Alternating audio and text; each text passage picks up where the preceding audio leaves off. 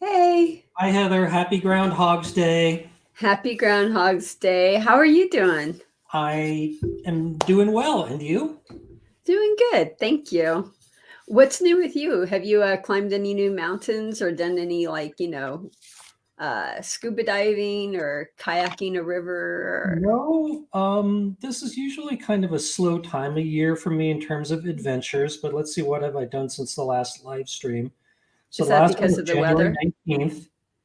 So I've just done, some local stuff, some rappelling, a little mountain climbing.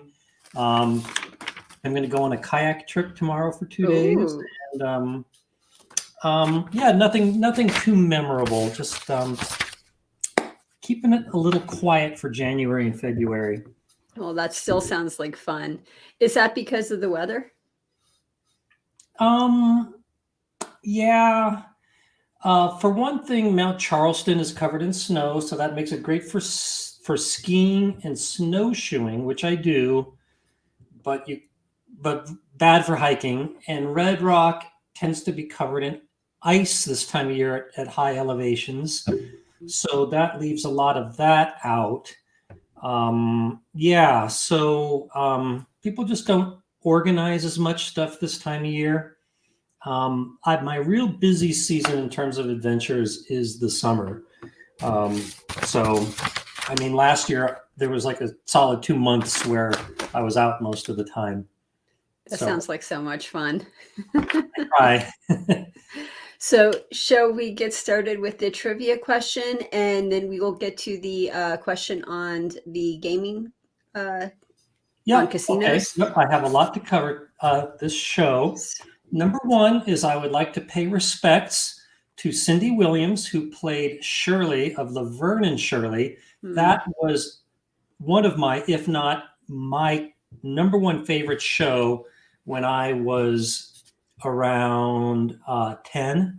And in fact, I have like an interview thing that I wrote out when I must have been about 10, and it asked me my favorite TV show, and I distinctly remember putting Laverne and Shirley, and I have proof of that somewhere here. So, what's her name? Cindy Williams, who played Shirley, passed on a few days ago. So I'm going to be doing a trivia challenge about Laverne and Shirley in her honor. Okay. And there's going to be the usual magic trick.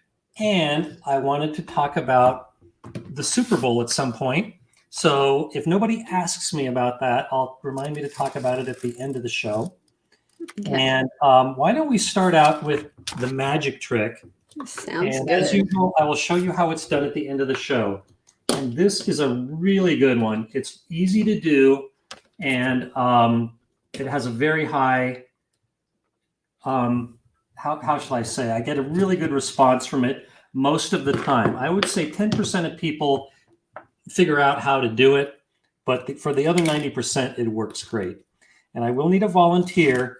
And because there tends to be a lag between what I do and the studio audience and then me seeing it back, I'm going to let you be the volunteer. Okay, Heather?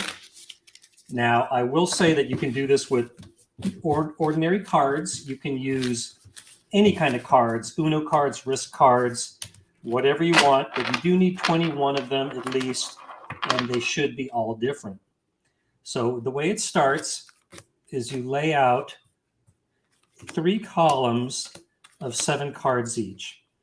And the way I like to go through this is I say, one time there was a farmer, and in the spring, he planted 3 rows of seeds as represented by these cards. So, Heather, I want you to pick one of these rows, row 1, row 2, or row 3. I pick row one. Okay? So it was a very wet spring and nothing grew. So the farmer tried again in the summer, again planting 3 rows of 7 seeds each, as represented by these cards. So now, Heather, pick a new number, or you can repeat the same one as last time, row 1, row 2, or row 3. Let's do row three this time. Okay? And it was a very dry summer and nothing grew. So he tried again in the fall, doing the same thing again.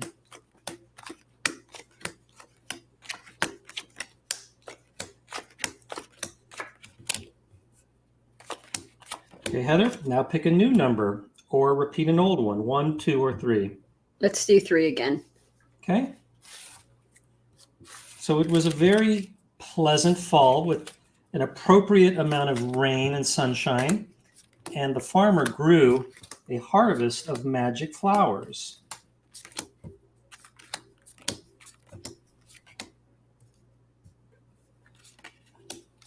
So Heather, let's label these flowers 1, 2, 3, and 4.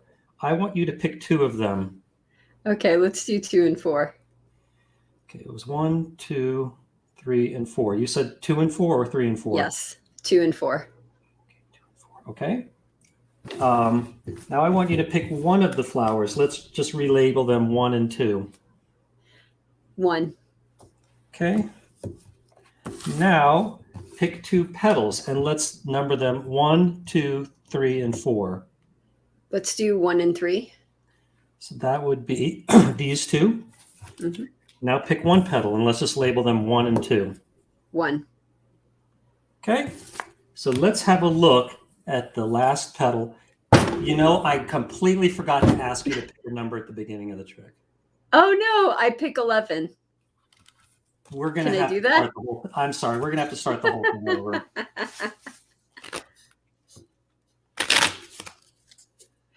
So it's important to pick a number before this. Yeah. Now I feel like a total fool. And this is what you get for doing Magic Live. Okay. Yeah.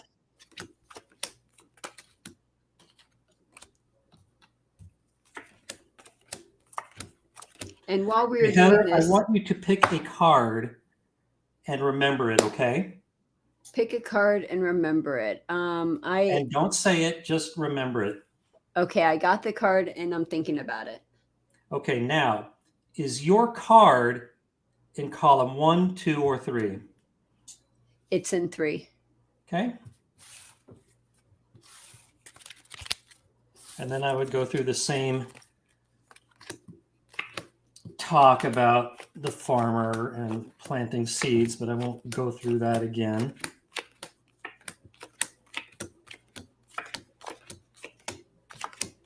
Okay, now which column is your card in? 1, 2, or 3?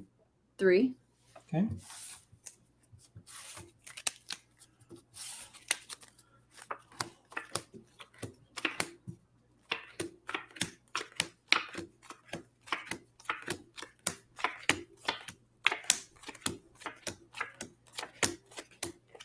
Okay, now which column is your card in? 1, 2, or 3? 1. Okay.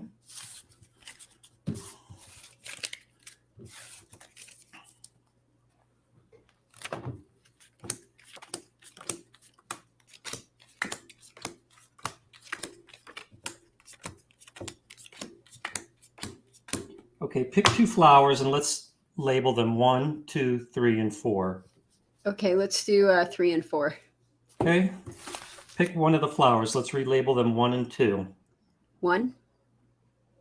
Pick 2 petals and let's label them 1, 2, 3, and 4. 2 and 4. Okay, that would be these 2. Now pick 1 petal. Let's relabel them 1 and 2. 2.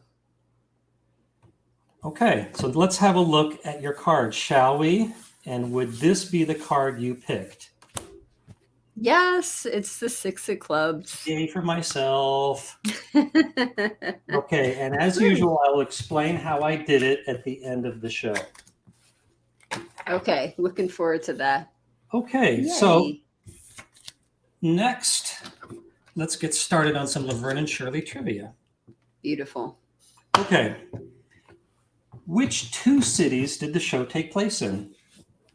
So if you guys know the answer to that, please put it in the chat. Vince is saying that he loves the trivia and he's always happy for more trivia. Thanks, He also, Vince, one of my best fans. yeah, Vince is awesome. He also has a question. Can you please share your experience with Casino Quest? What are your thoughts on Vegas offering a place to learn casino games? Is that the place at the Fashion Show Mall? Yep.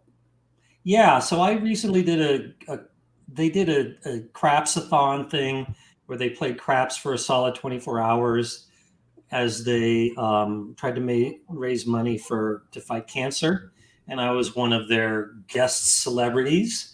And so I went there probably not on a normal day when it wasn't really open to the public. I mean, it was open to the public, but all the attention was like in the back where they were doing this thing. So I don't really know what the average person can expect to happen when they go in there, but I can say that they did have about 6 table games, including craps. And I think that they give lessons on how to play them, and it's completely for play money. It is not a real casino, and they absolutely have signs that say that. And you can buy the usual kind of souvenirs that are gambling related. So it seems like a great idea to me that to give people a place to learn the casino games for free. And I endeavor to do that myself on my site with all the free games that you can play.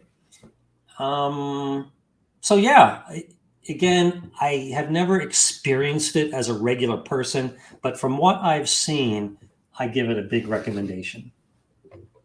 Very I'm cool. sorry that this sun is like shining right on my filing cabinet here. It's okay. Let me move a chair in the way.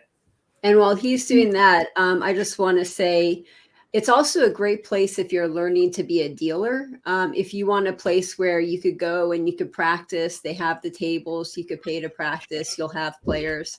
I send some of my students there so that way they can get on the table practice without having to pay hundreds of dollars to go to a dealing school to get that option.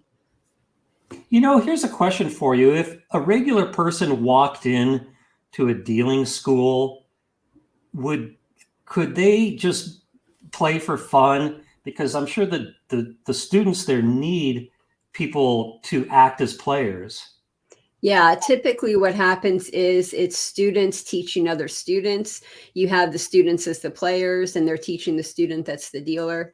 I'm sure they would love players. I don't know if that's allowed. Of course, every establishment is different, so it just depends on who's running it. But I think that's a great idea for people to go and practice and not have to spend their money to do so.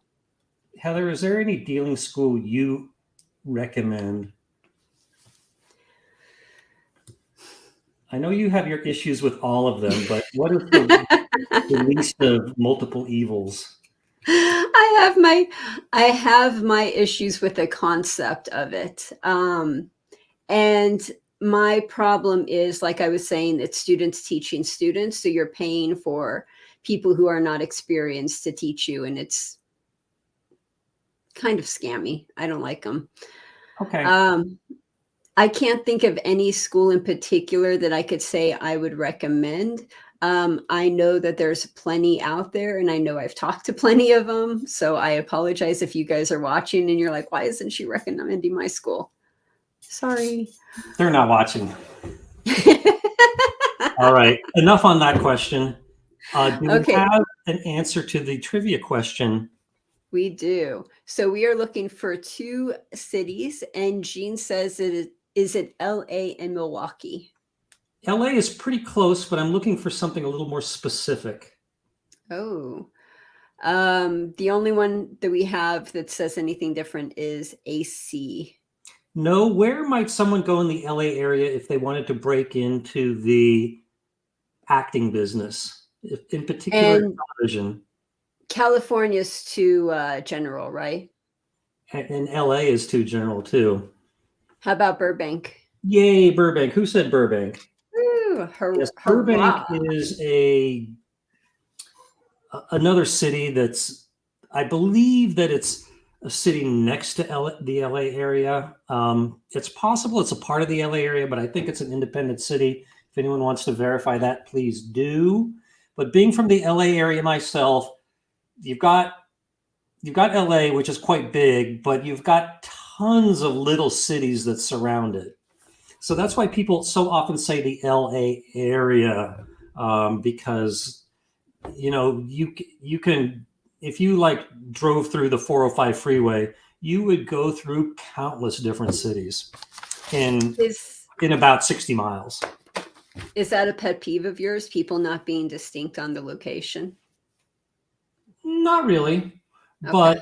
but for this question, I wanted it just because I'm a tough teacher that I wanted the exact location.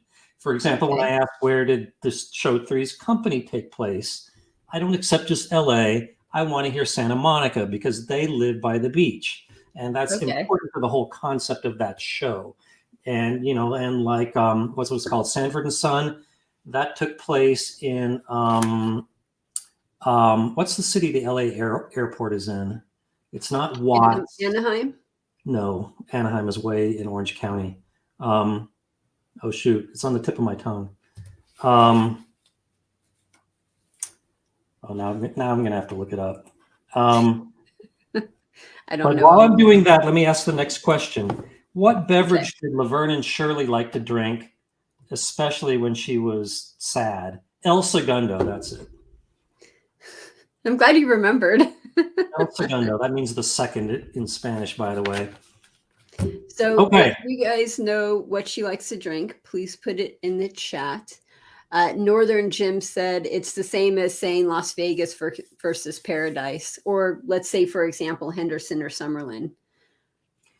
Well, Summerlin is a part of Las Vegas, much as I think I could say Paradise. No, Paradise is in an unincorporated part of Clark County.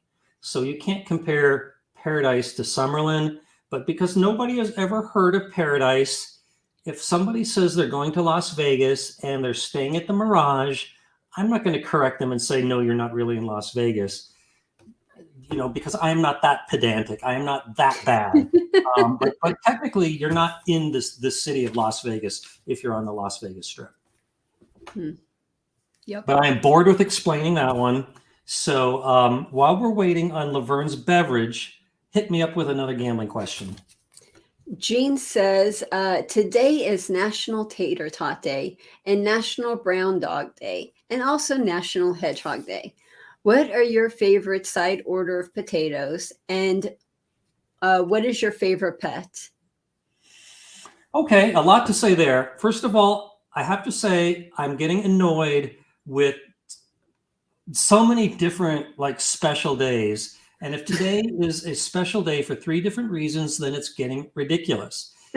I do think that there is nobody like officially in charge of these things. I mean, yes, the U.S. government respects certain days like Groundhog's Days on every calendar, but things like National Tater Tot Day, who gets to decide that? I think it's nobody that has any kind of special credibility.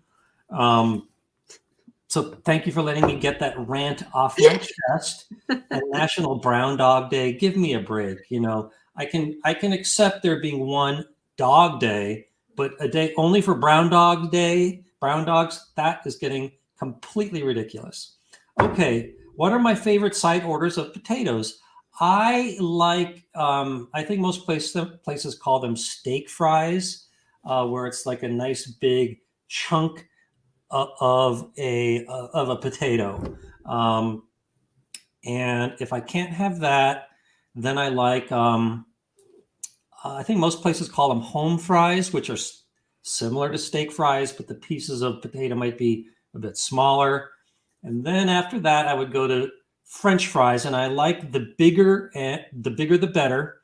I don't like the little stringy ones that much. And you might ask, do I like them crinkly? I would prefer them not crinkly. And finally, my last choice is hash browns. That sounds really good. Now I'm really hungry. Okay. Well, so if you order something and they comes with potatoes, how do you like them, Heather? So the way I'm digging my potatoes right now is I cut them up into small pieces, bite-sized chunks, and I put them in there with beets, parsnips and turnips, also bite-sized chunks, with some olive oil and salt and pepper. And then I put it in the oven for 350 for an hour. Oh, and some carrots too. And it is so good. I am addicted to it at the moment. So that is probably my favorite way to have potatoes at this moment. And if I can't say that, then I'm going to say the In-N-Out Burger French fries. That sounds delicious. Right. I think Love it. you should do a cooking episode on your show sometime where you make that. If we do a cooking episode on my on we're basically going to be explaining how to call the fire department, how to use a one of those fire extinguishers. You're going to learn more about the oven and what not to do. I think you could do it. Okay, let's see if we have any answers for the trivia question. Is it, Jean says, is it milk and Pepsi? Yes, it is. Good job, Jean. Ooh, very nice. Okay, the next question is, I want both Laverne and Shirley's full names, including middle and last name. Ooh. So if you guys know the answer to that, put that in the chat. And it wouldn't surprise me if nobody knows the middle names. So if all you can do is give me the first and last, by all means, just do that. Sounds good. And Jean says, don't tell Mike, but it's also National Frank Day and National Brendan Day and National River Day. Oh, okay. So we're way past 3. Way past 3. So our next question comes from Paul. And Paul says, what games do you still find fun to play? My funnest game is Pai Gow Tiles. And I also quite enjoy Ultimate Texas Hold'em. And yeah, those are my favorite two. If those aren't available, good old Blackjack is always good. I tend to not like Pai Gow Poker, 3-card poker that much. Yeah. So there you go. There's my answer to that one. Awesome. And again, this is just in terms of fun, and we're not considering the house advantage. So if I'm also weighing the house advantage into it, then, my list might be a little bit different. Okay. And I do not like craps that much. Why not? I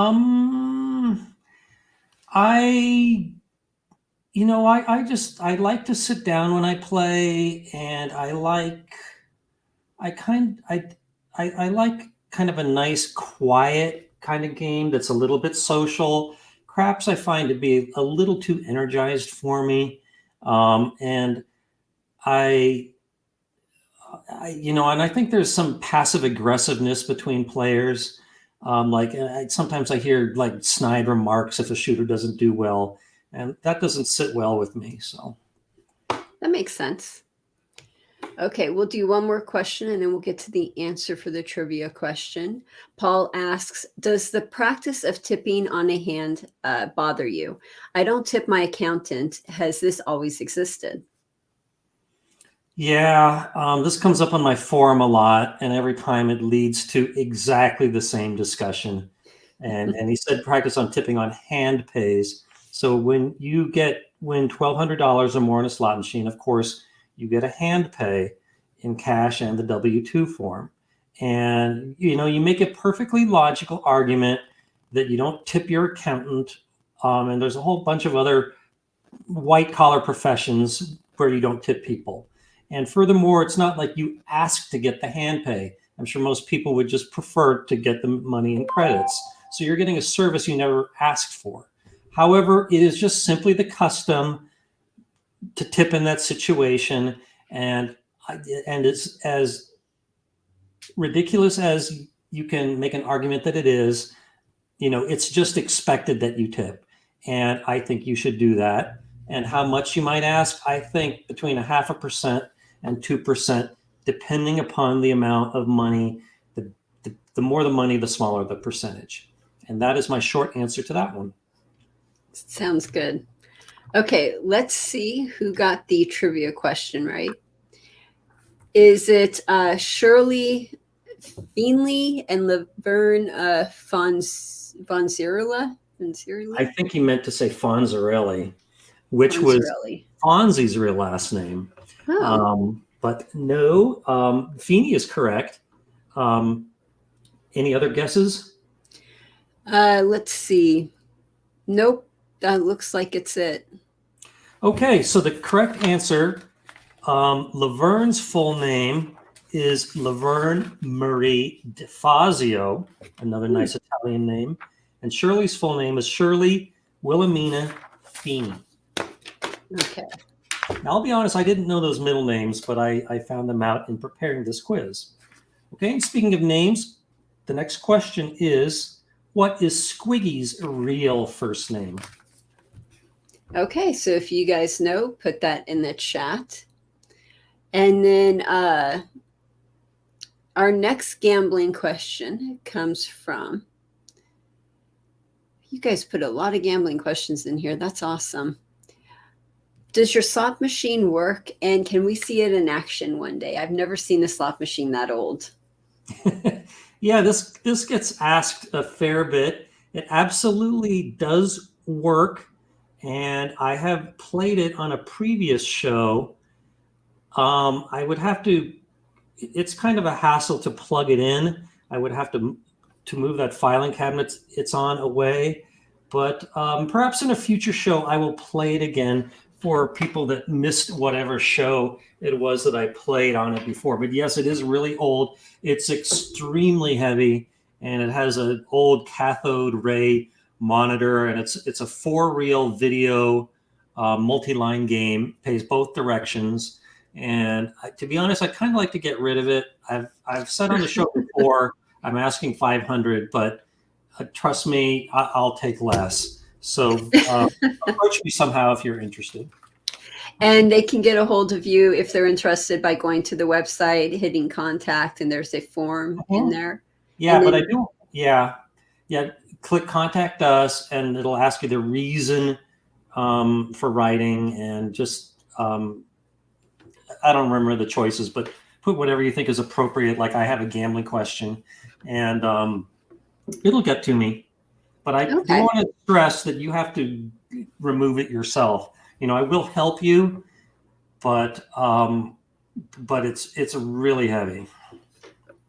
Okay. Trivia question or another gambling question or trivia answer? We have a lot of trivia questions, so let's keep those going as fast as we can. And I can see Cat's Eye got it. Good. You know, Andrew, the last name I didn't even know. I was just looking for the first name, which is Andrew. But if his last name is Squigman, that's news to me. I'm not saying it's right nor wrong. I just didn't know. I didn't know they ever said his last name on the show. Okay. Good job, Cat's Eye. Good job, Cat's Eye. Yep, I agree. Okay, next question. Who was Laverne's childhood nemesis? And I believe this character was a major character, but in the first season only. Okay, so if you guys know that, put it in the chat. Our next gambling question comes from Delbrickson. I have a casino near me that loads only 4 decks in their CSM, continuous shuffle machine, because it increases their edge on side bets and progressive jackpots. Are you seeing anything similar in Las Vegas? Well, it would depend upon the side bet. Sometimes the house advantage goes down as you decrease the number of decks, and sometimes it goes up. And here in Vegas, most casinos like 6 decks in their shufflers, and you don't see 4 a whole lot. But the difference in house advantage between, say, 4 and 6, whether it be a side bet or the base game, is not that much. So, you know, to be honest, I'm a little skeptical that that's the reason they're only using 4. And that's about as far as I can take that one. Okay.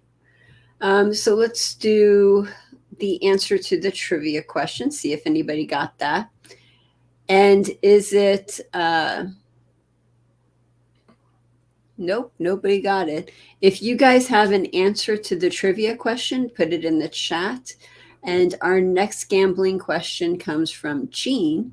And Jean says, before the invention of computers and computational devices, was calculating probabilities as tedious and time consuming as it appears? It absolutely was. For example, I saw a talk last year by the woman who wrote the book Hidden Figures, and I think she also worked on the screenplay for that movie. And for those who don't know, that was about the the people that did the mathematical calculations for the Apollo mission before the days that they had computers that could do these calculations really easily. And they had a room full of just hundreds of people that basically worked on calculators, which back then were the size of a typewriter. And so it was very tedious and I think boring work. And they were called, by the way, computers. The people were called computers that did this calculation. So it was very interesting talk about in part how they did the math back then, but it was also very interesting for other reasons too. And what was I going to say? Yeah, when I worked for Social Security back in the 90s as an actuary, a lot of the older actuaries still had these gigantic calculators on their desk that were, like I said, the size of an IBM Selectric typewriter. And I would say to them, they have calculators that do way more that are the size of this right now. Why don't you get rid of that thing? It's hogging up space on your desk. And they would say, nah, this is, I know where all the buttons are. I know how to use it. And we couldn't get rid of them until these old timers retired. So that's about all I can say about that one. That's hilarious. Yeah. Okay, so we have an answer to the trivia question. Was it Rosie? Because Rosie called her Laverne a bimbo. It was Rose, but maybe they called her Rosie on the show. But like on the Internet Movie Database, it lists her as Rose Greenbaum. So okay. Rose was probably her real name on the show, but she got called Rosie. And yes, absolutely, she called Laverne a bimbo from time to time.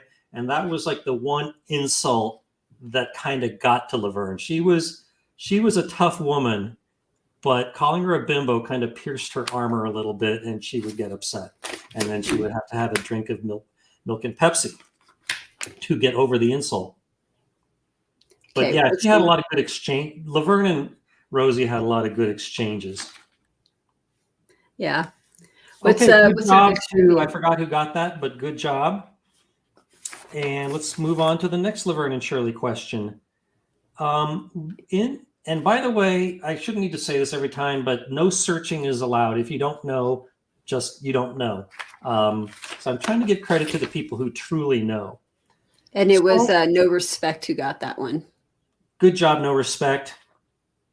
Okay, next question. In the theme song, what word precedes incorporated? So as a reminder, the theme song goes 1, 2, 3, 4, 5, 6, 7, 8. Schlemiel, Schlemile, blank, incorporated. Okay. So what's the name of the corporation? So if you guys know the answer, put it in the chat. And our next gambling question comes from Northern Jim. On 4-card poker, the house edge is lower.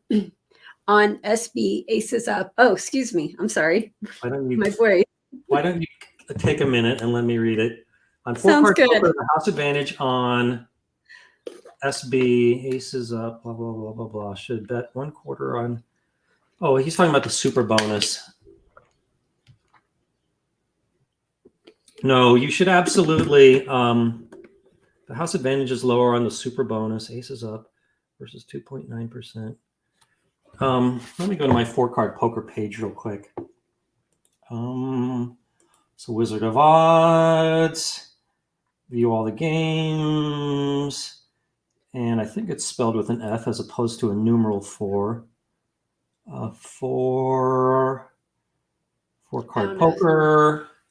Okay, so I've got I've got the element of risk on the anti-bet is 1.3%. And on the super bonus, well, this is saying the side bet is the aces up. So maybe I don't know what SB stands for.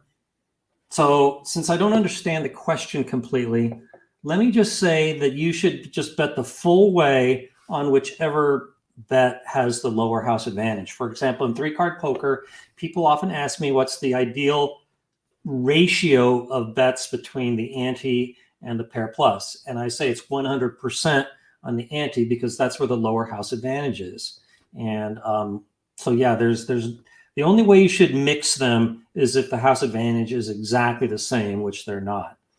So there is my general answer to that question. Okay, sounds good. And then Maybe it was Crazy for Poker that had the super bonus. Anyway, okay, what do we got on the incorporated question? Yes, I see Jim got it. The answer is Hasenpfeffer. Good job, Jim. What is Hasenpfeffer, you might ask? That is a German word for rabbit stew. Have you ever had rabbit stew? Not that I can recall. I've been to Germany 3 times, but I don't recall ever having Hasenpfeffer. Okay. I'm pretty sure I did not my last trip, but I would not mind trying it. Rabbits are one of those, I kind of divide animals between those you can eat, those you have as pets, and those that are just too smart to eat. And but the kind of rabbit that is like out there in the wild, I view as something that you might eat. Although you can also make them as pets, so they kind of fill both categories. Anyway, enough about that. Wait, before we move on. So you have traveled the whole world. You've been to so many places and you have seen so many things. My question is, what is the weirdest, strangest food that you have come across on your travels? Well, first of all, I haven't traveled that much. There's many places I would like to go that I haven't been to yet. And by the way, for people that are enthusiasts of traveling to obscure places, there's a YouTube channel by a guy named Drew, and I forgot the name of the channel, but he makes it a point to try to travel to every country in the world, especially the obscure ones. And I really enjoy his channel. So I would like to put in a plug there, although it's a bad plug because I don't remember the details.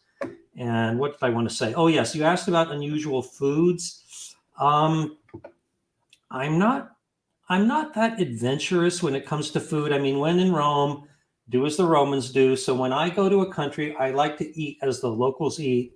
But then again, I don't like to eat things that are too far out there, like organ meat.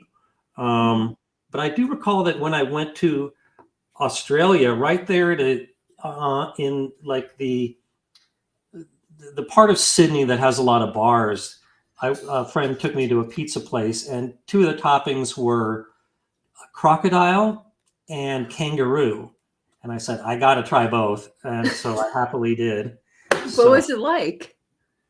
I recall the crocodile tasting. I know everyone makes this comparison, but kind of like chicken. And the kangaroo, I don't really remember that well. Oh, yeah. So wow. I know that's not the most exotic thing you've ever heard of, but when I went to a Pizza Hut in Shanghai, and this was a Pizza Hut, not just some random pizza place, they had escargot or snails as a topping. So of course I had to get that. It's not that I like snails, but how often are you in a Pizza Hut that has snails as a topping? Wow, that's pretty amazing.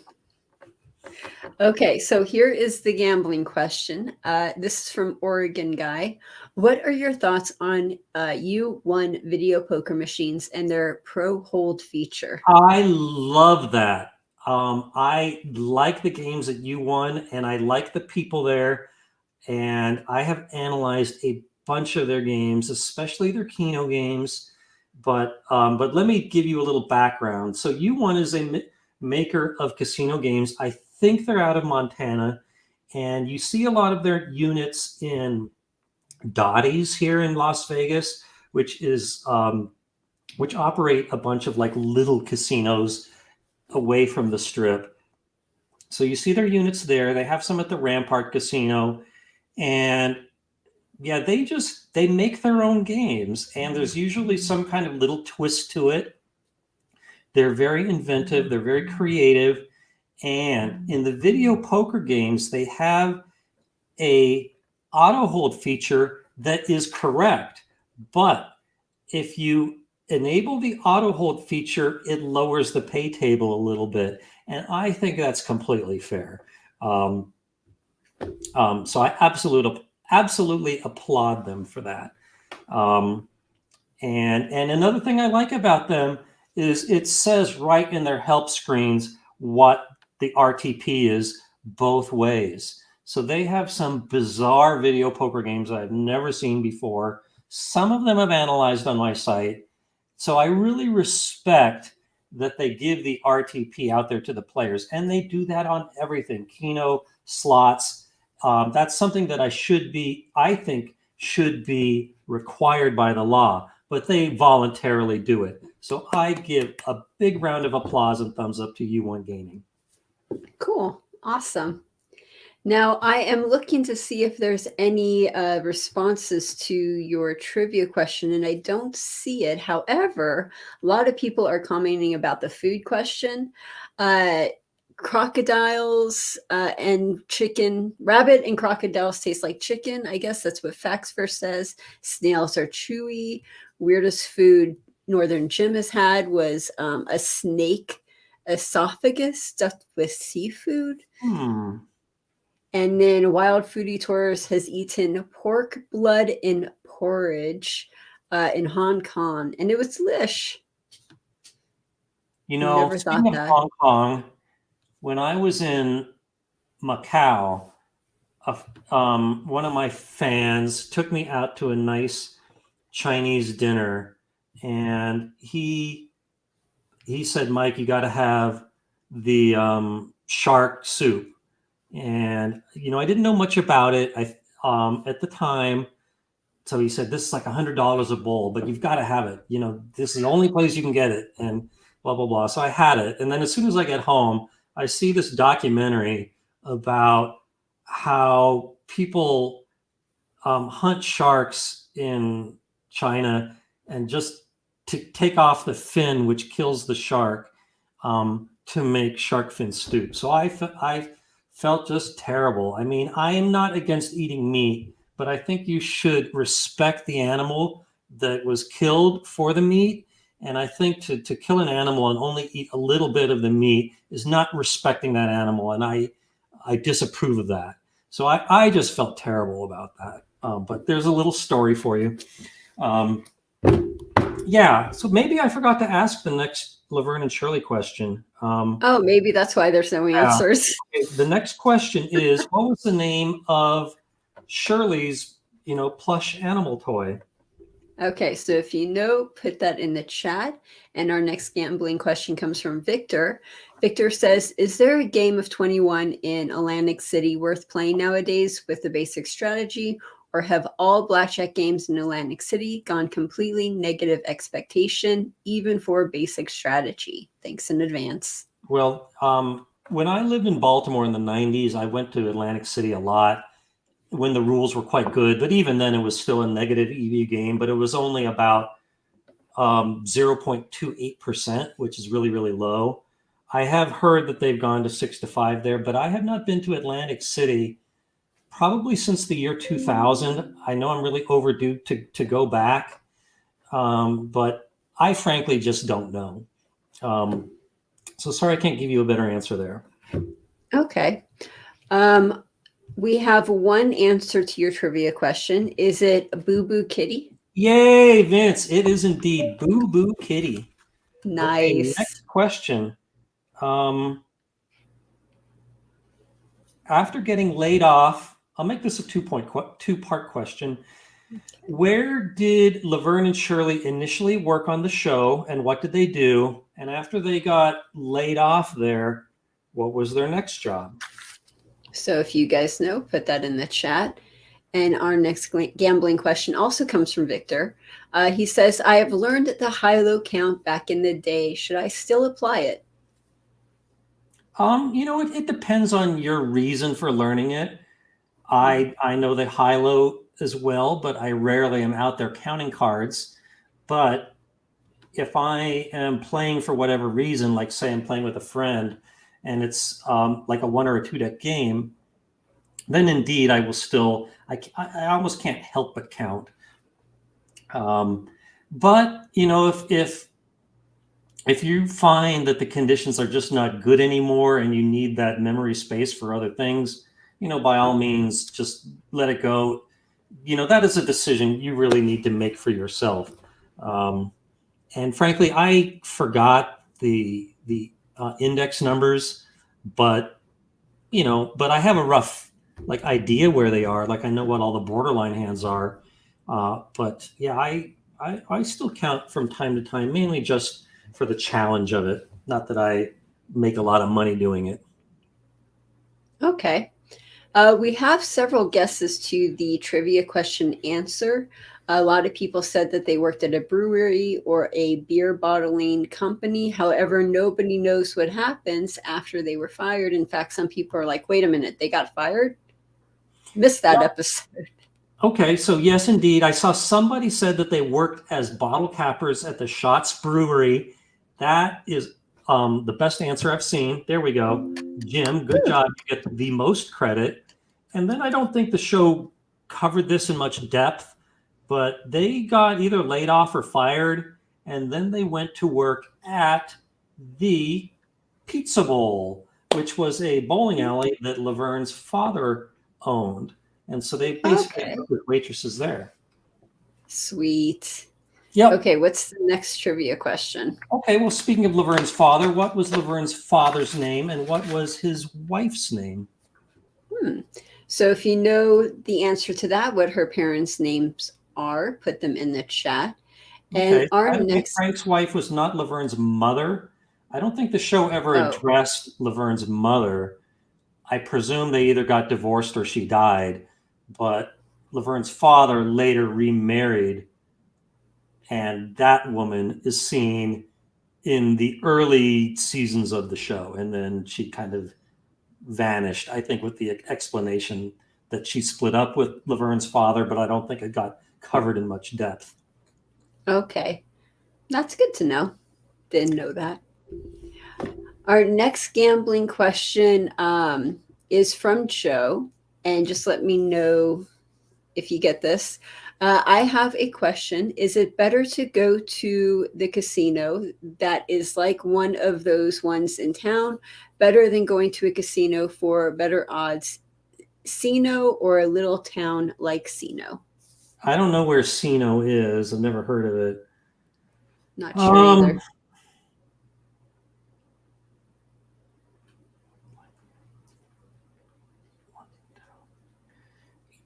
I'm not sure I understand your question, but if you were to, but maybe it's something like, is it better to go to one of the big casinos on the strip or one of the casinos that are off strip, like the Coast casinos, the Station casinos, the South Point, the M, the Silverton? I would definitely say one of the locals out, casinos that are out in the neighborhoods, as opposed to the strip. You'll get better rules. Prices are cheaper. I think you'll get comped better. Odds are better. Yeah. House edge is better. The locals casinos, they want to keep the people there. Like they understand that they have to keep people coming back, and that's why it's better. Whereas the strip casinos, it's a one and done. They just want to get their money and have them go so they could get more people in. Mm-hmm. Yeah, you're absolutely right. And here's a little story. I never signed a non-disclosure agreement with the Venetian where I used to work. So I feel I'm allowed to say this. But when I started there, I asked both the director of slots and a high-up person in table games the same question at the same time. And I said, what is our corporate philosophy? Do we want to shear the sheep or do we want to slaughter it? And the director of table games kind of hemmed and hawed. And he said, well, if we have a clear policy, no one told me. And then the director of slots said, slaughter it. Yeah, that's the honest answer. And yeah, and the thinking there is we've got a captive audience. We got to get as much meat off of them while we can, because who knows if they're going to come back. Yep, exactly. Now, Cloud has a statement. He says, I would like to sincerely praise you for your work on gambling games. Thank you so much, Cloud. Yep. And then the next question comes from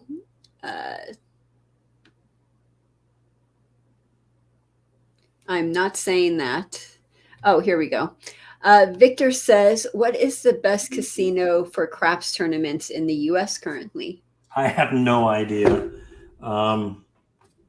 They tend to have good tournaments here in Vegas because it's very competitive, especially for the high-end players.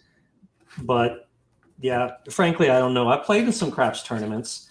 I played them at the MGM, the Mandalay Bay, the Venetian. Yeah, but who is the best? I'm not really sure. So what do we got about the names of Laverne's father and her stepmother? So is it father's name is Frank and the stepmother's name is Edna? You're absolutely right. Good job, Vince. Very nice, Vince. Okay, next question. I'll make this a two-parter. What was the name of Shirley's, shall we say, off and on boyfriend, and what did he do for a living? Okay, so if you guys know the answer to that, put that in the chat. 1940s got Edna first. However, 1940s did not get the father's name. So that's why we didn't pick you. Sorry. So if you guys know, put that in the chat. And our next gambling question comes from, we're just going to pick this one at random. Let's see. As soon as I find one at random.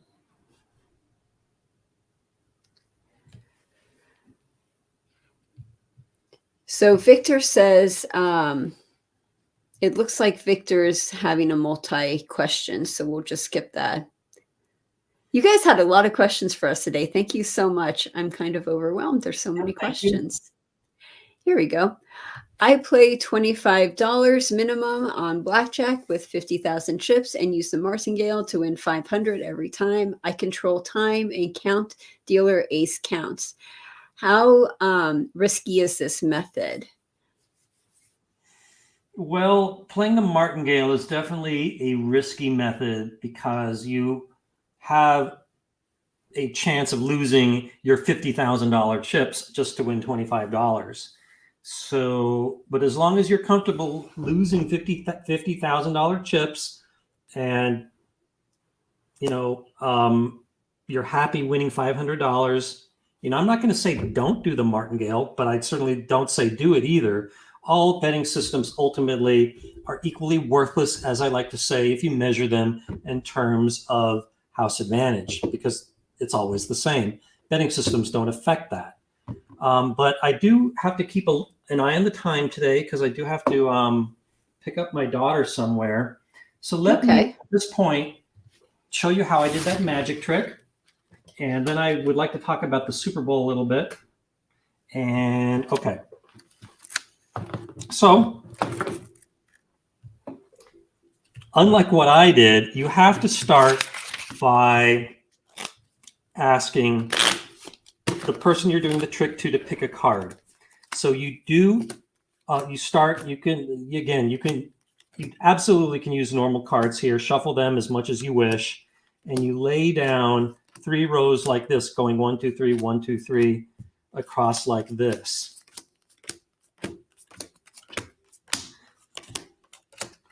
Okay. Looks like I did 8. So 3 rows of 7. And then you say to the spectator, pick a card and remember it. Don't tell me what it is, just remember it. And you really need to stress, don't say it, because if you don't say that, lots of times they'll go king of diamonds. No, you don't want to know what they pick. And then I've had it happen so many times where people forgot their card that you also have to emphasize to remember it. Now, when you say pick a column 1, 2, or 3, this is very important.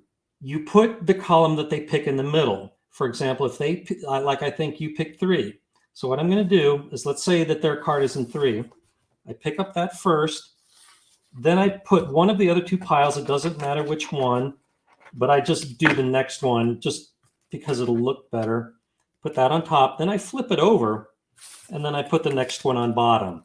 Again, the column that was picked needs to go in the middle. Now, watch what happens. The next 7 cards will be those cards from the 3rd column. 1, and you don't need to do this. It's just mathematically what happens. Then you ask the person again, now which column is your card? And let's say they pick 1. So again, I go with 1. I put one of the other piles on top, flip it over, and then put the other one on the top of the pile that got flipped over, making that card in the middle. And what we're doing with this process is whatever card they picked is going to bubble up to the middle after you do this 3 times.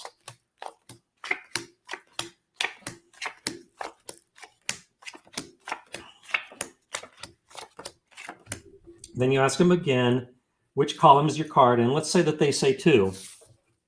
Then I, again, just put it in the middle. This time I don't need to do the flip because they did pick the 2nd column. Now, after 3 iterations, their card will have bubbled to exactly the middle, which is the 11th card. Now, I've done this so many times, I don't need to do this. But if you're just, shall we say, doing this trick for the first time, count the cards as you go. 1, 2, 3, 4, 5, 6, 7, 8, 9, 10, 11, 12, 13, 14, 15, 16. Just remember where the 11th card is. I always do this the same way, so I always know it's here. Now I'm not even going to show you. And then comes the next stage. You ask the volunteer to pick any 2 piles. No matter which 2 they pick, you leave their card on the table. And, try to get through this as quickly as possible with as little commentary as possible. For example, let's say that they pick 3 and 4. You would just remove these without comment. Then let's say we label these 1 and 2. Let's 1 and 2. Now remember, no matter what, you want to leave this card on the table. So let's say that they say 1. Then you remove these. Now notice how the first time I removed the cards that were picked. The second time I removed the cards that were not picked.